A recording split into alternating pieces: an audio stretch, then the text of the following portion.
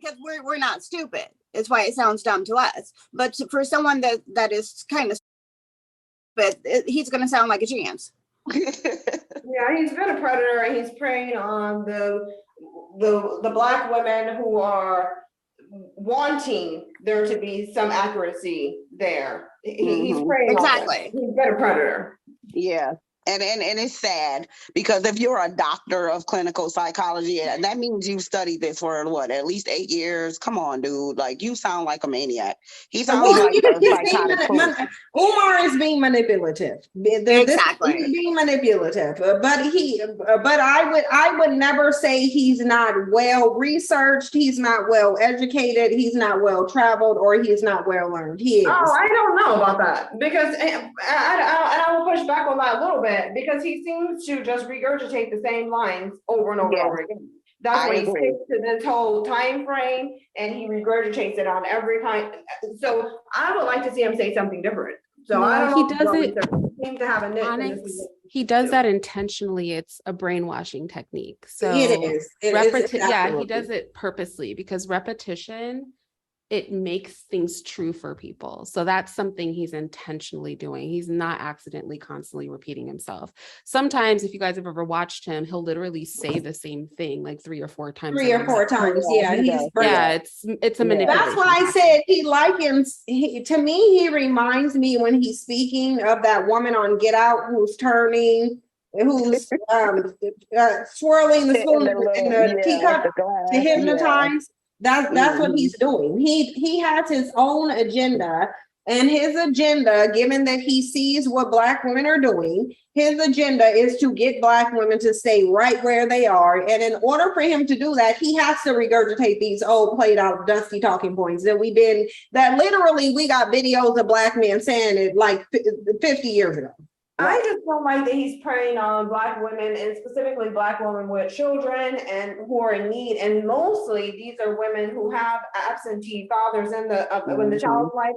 And so they're relying on his information and his input to supplement that lack of a Black father figure in that home. That's why he's saying, well, if your child's been diagnosed with ADHD, these are all things that happen within the school system, and which parents usually have to be, front and center to navigate through. And mostly is women navigating through those situations because the father isn't there. So he's preying on those women, and those are the ones who are giving him the money. So that's his financial revenue stream. And so that's why he's going to keep a hold on those women.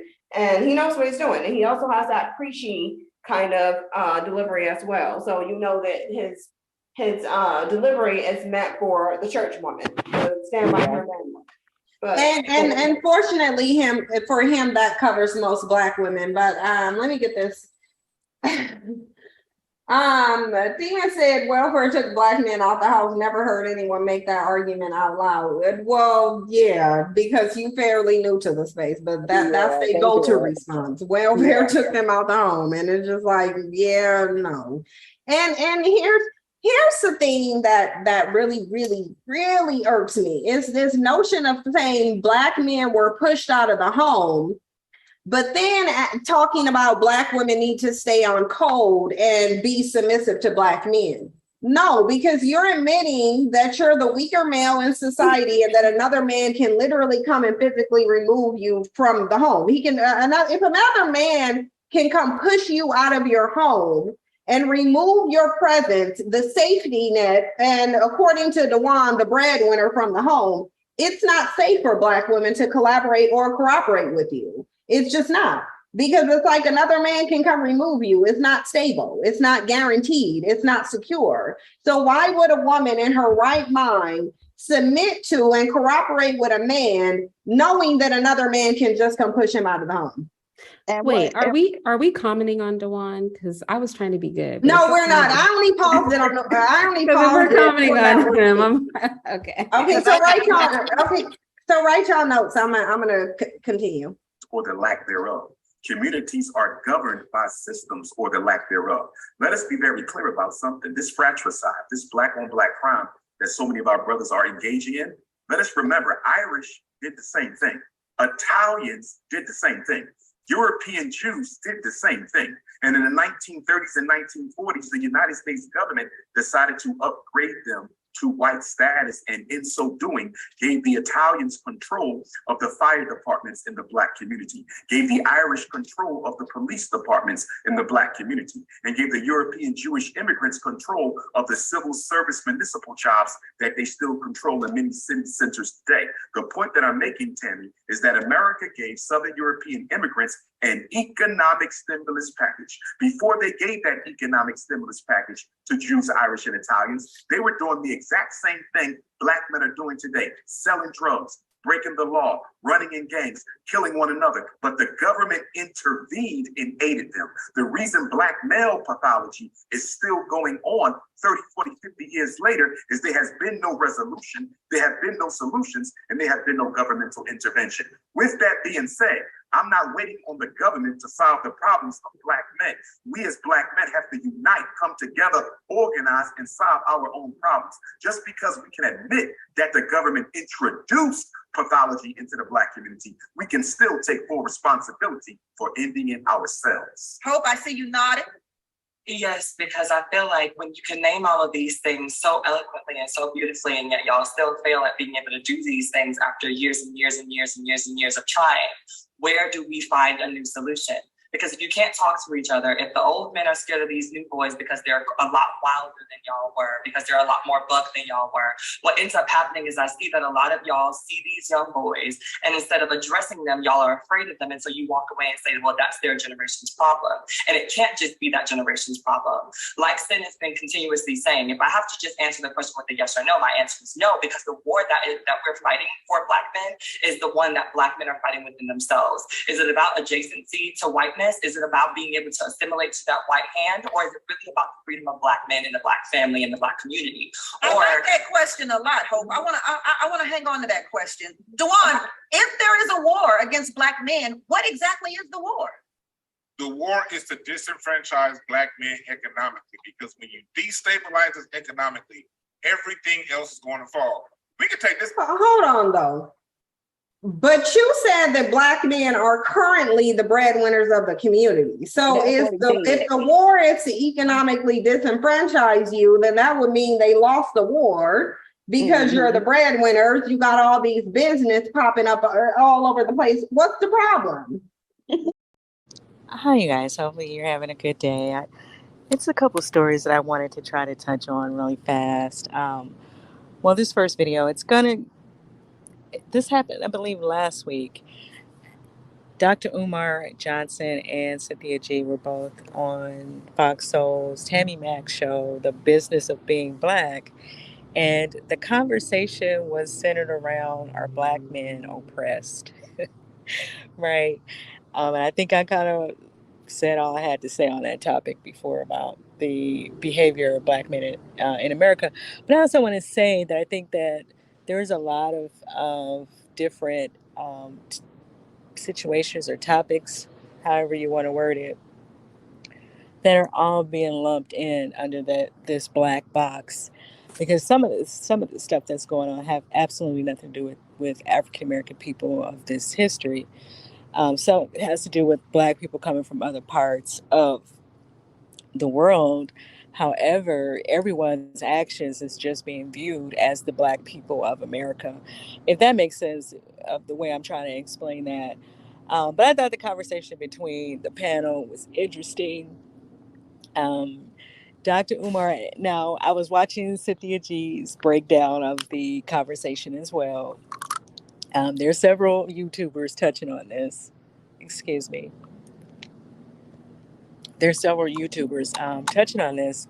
However, I do agree with her. Dr. Umar kind of flows any way the wind blows. I think that he's trying to play the fence often because of investors or whomever is helping him build this school. And like I said before, when these people start opening,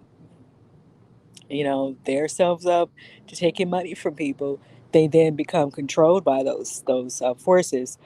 And so it is what it is. But he, yeah, like she said, he have said some things about the civil rights movement and other things before in the past. And then, of course, he changed his view. Now, I do agree with him. I don't think the civil rights movement was totally about assimilating or getting, black men trying to fight to marry people outside of their own. I don't think it was totally just about that, but it comes off the way people act, however, as if that was the main goal for them. A lot of those black men that were a part of a civil rights movement, that was the goal for them, how close they could get to whiteness, right? Um, because what happened after the civil rights movement, and I think some other people tried to point that out, that we didn't stay on course of having things in play for ourselves. And you see every other group in this country come into this country from whether they've been here for however many years, who do that for themselves, and no one knocks them for doing that. No one calls them out and say, "Oh, you Italians can't have an Italian community, right? You can't build things for yourself. Oh, you know the Jewish people or the Mexicans or whoever. No one says anything about these groups when they decide to build within their community. But if black people have any form of conversation like that, then it's a problem. And then you don't have, you don't see a lot of us that are willing to participate in that. People are more willing to take resources and financial gains out of our community and hand them back over to the people that they've earned these things from. And they've earned them. A lot of these people, they feel like somebody has done something for them, when the truth of the matter is they're doing more for people than they're doing for them. It's definitely an equal exchange, if nothing less or nothing more. But let me know what you guys thought about the conversation between the panel on Tammi Mac's show over on Fox. So I don't think she's uploaded the conversation yet, because I was trying to watch it the entire thing. Like I said, Cynthia, she created a video about the conversation, so maybe it hasn't aired yet on Fox. So I don't know. I could not find it. But let me know if you have watched it, or if you're watching the conversations that Cynthia or some of the other YouTubers, because O'Shea Duke Jackson, of course, tried to touch on it, and of course, he had to turn it into Safulala. I don't know if you guys are familiar with him, but saying that Cynthia, they try to do this whole thing about Cynthia G. She hates black men and all this nonsense. And that's to avoid real conversations, because she was making a lot of valid points. And I think that she made Dr. Umar look, she definitely took him off his block, right? Because he comes across as this great speaker, and no one's going to outspeak him, right? But, out talk him or out bring the points and the information to back it up. But she definitely was on her A game during that conversation. So I will have to say, um, you either want to commend her for that or you don't. But she was ready for the conversation, and he seemed to not really want to have it. They seem to want to use this thing that the man is oppressing them. However, they are dying to get up under the man. Like, make it make sense. Like, even if you're trying to say that, you guys don't come off like someone's oppressing you when we really look at your behavior in this country. Um, then that's kind of was their angle. Was this whole oppression thing, or they're being held back from certain things? No, black men in this country are not working together to build. They don't want to lead. They pretend like they want to lead. They want to lead their household because they want to pretend like, oh, it's the black woman that's not um, submissive. And they use us to get to these other women. And we've had these conversations already several times. And to use these Jedi mind games on women in general, with this whole nonsense about black women are not submissive, or black women, they want to lead the household without this now. So anyway, let me know what you guys think. If you were watching the conversation, how do you feel about it? And this is a collective conversation. This is It's not about individuality, see, because there's a lot of people who don't care about the Black community. And so this conversation was never for you. So I'm not talking to you, and I don't think they were talking to you. We're talking about Black people who are a collective and who think in those terms. And I think it's important to say that because